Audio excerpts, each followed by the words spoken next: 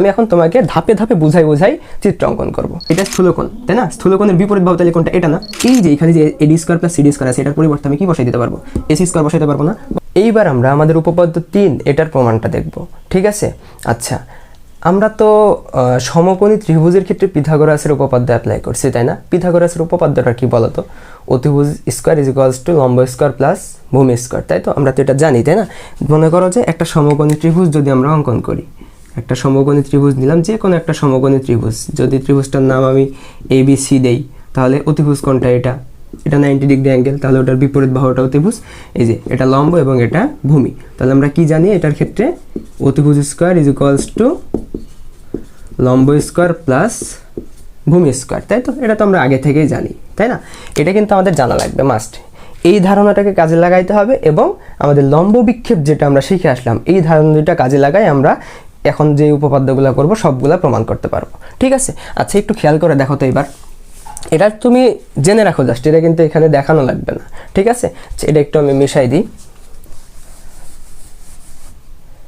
আচ্ছা, এবার দেখো তো কি বলছে উপপাদ্য 3টা। স্থূলকোণী ত্রিভুজের স্থূলকোণের বিপরীত বাহুর উপর অঙ্কিত বর্গক্ষেত্র ওই সন্নিহিত অপর দুই বাহুর উপর অঙ্কিত বর্গক্ষেত্রের ক্ষেত্রফল এবং ওই দুই বাহুর যে কোনো একটি ও তার উপর অপর বাহুর লম্ব বিক্ষেপের অন্তর্গত আয়তক্ষেত্রের ক্ষেত্রফলের দ্বিগুণের সমষ্টির সমান। আচ্ছা, এই লাইনটা পড়লে যে কারোই মাথার উপর দিয়ে যাওয়ার কথা, ঠিক আছে? তোমাদের হয়তো মাথার উপর দিয়ে গেছে। আমি এখন তোমাকে ধাপে ধাপে বুঝাই চিত্র অঙ্কন করব, ঠিক আছে? আচ্ছা, এবার একটু খেয়াল করে দেখো।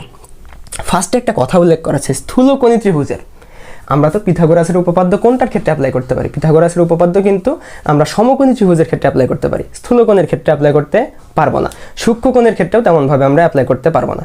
কিন্তু আমাদের লম্ব বিক্ষেপের ধারণাটাকে কাজে লাগাই স্থূলকোণী ত্রিভুজ এবং সূক্ষ্মকোণী ত্রিভুজ দুটাকেই সমকোণী ত্রিভুজে কনভার্ট করে আমরা এই পিথাগোরাসের উপপাদ্যটা এই জায়গাতে অ্যাপ্লাই করব, ঠিক আছে?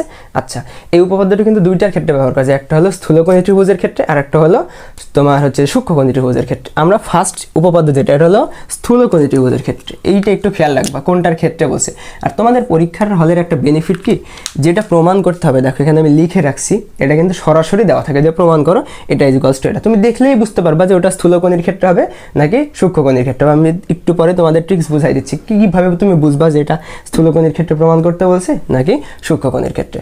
আচ্ছা, ফার্স্টে দেখো তো স্থূলকোণী ত্রিভুজ ফার্স্টে বলা আছে না, তাহলে আমরা একটা ত্রিভুজ আঁকাইনি যেটার স্থূলকোণী ত্রিভুজ, ঠিক আছে? আচ্ছা, আমি এখানে একটা ত্রিভুজ নিলাম, মনে করো স্থূলকোণী ত্রিভুজ বলছে, তাই না? স্থূলকোণী ত্রিভুজ মানে কি 90 ডিগ্রির চেয়ে বড় হবে কোনটা, তাই তো? আচ্ছা, এটাকে আমি আর একটু বাঁকাভাবে নেই, তাহলে বুঝতে সুবিধা হবে। এই তো,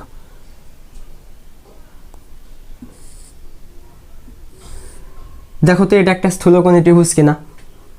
এটা একটা স্থূলকোণী ত্রিভুজ। স্থূলকোণী ত্রিভুজটার আমি নাম দিলাম ABC। আচ্ছা, এটা ABC নাম দিলাম, এই যে কোণ সিটা স্থূলকোণ না? যে কোনো একটা কোণ স্থূলকোণ হবে স্থূলকোণী ত্রিভুজের। এই যে এই কোণটা কি আমাদের স্থূলকোণ, বুঝতে পারছো?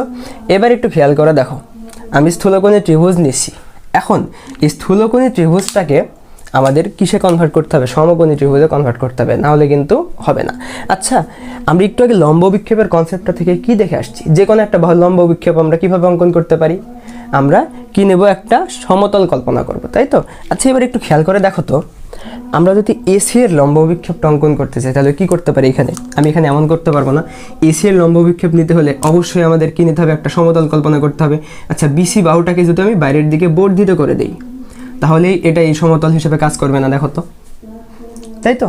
এই সমতলের উপরে এইবার লাস্টে একটা তোমাদের চিত্র দেখাইছিলাম যে সমতলের উপরেই একটা বিন্দু অবস্থিত থাকলে আমাদের কি করতে হয়? ওটা থেকে তো আমরা লম্ব অঙ্কন করতে পারবো না, তাহলে সি বিন্দু থেকে আমি লম্ব অঙ্কন করতে পারছি না, তার জন্য সি বিন্দুর মতোই থাকলো। এইবার এই বিন্দু থেকে যদি আমি এখানে লম্ব অঙ্কন করি, এই বিন্দু থেকে আমি লম্ব অঙ্কন করলাম, এইবার দেখো তো একটু লম্ব অঙ্কন করার ফলে এখানে একটা ত্রিভুজ উৎপন্ন হয়েছে না?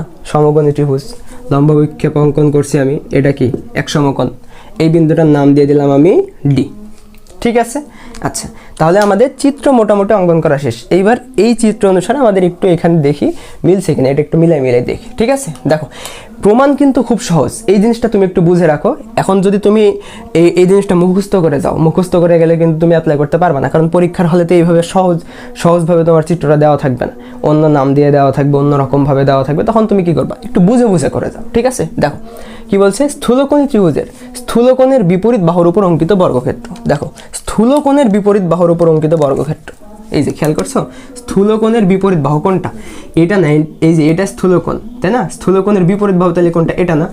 একটু মিলাও, স্থূলকোণের বিপরীত বাহুর উপর অঙ্কিত বর্গক্ষেত্র, বর্গক্ষেত্র মানে কি ওই বাহুর উপর স্কয়ার, তাহলে এবি, এর উপর স্কয়ার, মিলছে? স্থূলকোণের বিপরীত বাহুর উপর অঙ্কিত বর্গক্ষেত্র ওই কোণের সন্নিহিত অপর দুই বাহুর উপর অঙ্কিত বর্গক্ষেত্রের ক্ষেত্রফল। আচ্ছা, ওই কোণের সন্নিহিত বাহু কোনটা কোনটা বলো তো? এই যে স্থূলকোণের সন্নিহিত বাহু কোনটা, এটা একটা অর্থাৎ এসি আর বিসি, এই দুইটার উপর অঙ্কিত বর্গক্ষেত্রের ক্ষেত্রফল এই যে এসি স্কয়ার বিসি স্কয়ার। আচ্ছা, এবং ওই দুই বাহুর যে কোনো একটি, ওই দুই বাহুর মধ্যে যে কোনো একটা, আমরা ধরে নিলাম যে একটা বাহু কোনটা, বিসি, ঠিক আছে? তোমরা সবসময় ভূমিতে যেটা থাকবে ওটাকে ধরবা, তাহলে বিসি এবং তার উপর অপর বাহুর লম্ব বিক্ষেপ। আচ্ছা দেখো, আমি দুইটা বাহুর মধ্যে একটা বাহু নিয়ে নিছি এবং অপর বাহুর লম্ব বিক্ষেপ, অপর বাহু কোনটা, এসি না? এসি এর লম্ব বিক্ষেপ, এই কারণে আমরা কি করছি, এসি এর লম্ব বিক্ষেপটা কিন্তু নির্ণয় করছি, ঠিক আছে? এই যে, এবং খেয়াল করো কি বলছে, এবং তার উপর অপর বাহুর লম্ব বিক্ষেপ, এই যে অপর বাহু কোনটা, এসি, এসি এর লম্ব বিক্ষেপ কোনটা বলো তো ভাইয়া? এসি এর লম্ব বিক্ষেপ কি এখানে সিডি না? এখানে কি এসি এর লম্ব বিক্ষেপ, লম্ব অভিক্ষেপ কোনটা, সিডি, তাই তো? এসি এর লম্ব বিক্ষেপ সিডি। দেখো তাহলে কি বলছে, যে কোনো একটা বাহু এবং অপর বাহুর উপর এবং তার উপর অপর বাহুর লম্ব বিক্ষেপ, অপর বাহু এসি, এসি এর লম্ব বিক্ষেপ সিডি, যে কোনো একটা বাহু নিয়ে এসি কোনটা আমরা বিসি এবং অপর বাহু কোনটা সিডি, অভিক্ষেপের অন্তর্গত আয়তক্ষেত্র। আচ্ছা, বিসি এবং সিডি দুইটা বাহু নিয়েছি, দুইটা বাহুর গুণফল করলে একটা দৈর্ঘ্য একটা প্রস্থ হিসেবে কল্পনা করলে কি ওটা আয়তক্ষেত্র বোঝাবে না? এই কারণে এখানে বলা হয়েছে কি অন্তর্গত আয়তক্ষেত্রের ক্ষেত্রফল, দৈর্ঘ্য গুণিত প্রস্থ মানে তো আয়তক্ষেত্রের ক্ষেত্রফল, আয়তক্ষেত্রের ক্ষেত্রফলের দ্বিগুণ, এই যে ক্ষেত্রফলের দ্বিগুণ, ওটাকে আমি কত দ্বারা গুণ করছি, এখানে 2 দ্বারা গুণ করছি, দ্বিগুণের সমষ্টির সমান, অর্থাৎ এই যে এই পাশে যতগুলো নিয়েছি সবগুলোর সমষ্টির সমান, কার সমান? এই যে স্থূলকোণের বিপরীত বাহুর উপরে যেটা আছে ওটার উপর অঙ্কিত বর্গক্ষেত্রের ক্ষেত্রফলের সমান। বুঝতে পারছো জিনিসটা? আশা করি বুঝতে পারছো, ঠিক আছে? আচ্ছা, এখন এই জিনিসটা আমাদের প্রমাণ করতে হবে। যদি তুমি বুঝেও না থাকো, এবার তুমি একটু প্রমাণটা দেখো, কারণ প্রমাণ দেওয়া থাকবে, প্রমাণ অনুসারে তোমাকে আগাইতে হবে, ঠিক আছে? আচ্ছা, এখন দেখো তো, এই জায়গাতে দুইটা সমকোণী ত্রিভুজ উৎপন্ন হয়েছে না? একটা সমকোণী ত্রিভুজ কি, ত্রিভুজ এ সি ডি, আর একটা সমকোণী ত্রিভুজ কি, মাঝখানে এসিটাকে মনে করো তুমি নাই, তাহলে ত্রিভুজ এ বি ডি, এটা একটা সমকোণী ত্রিভুজ। এখানে কয়টা সমকোণী ত্রিভুজ উৎপন্ন হয়েছে? দুইটা সমকোণী ত্রিভুজ উৎপন্ন হয়েছে। তাহলে দুইটা সমকোণী ত্রিভুজের ক্ষেত্রে আমি দুইবার পিথাগোরাসের উপপাদ্য অ্যাপ্লাই করতে পারবো না?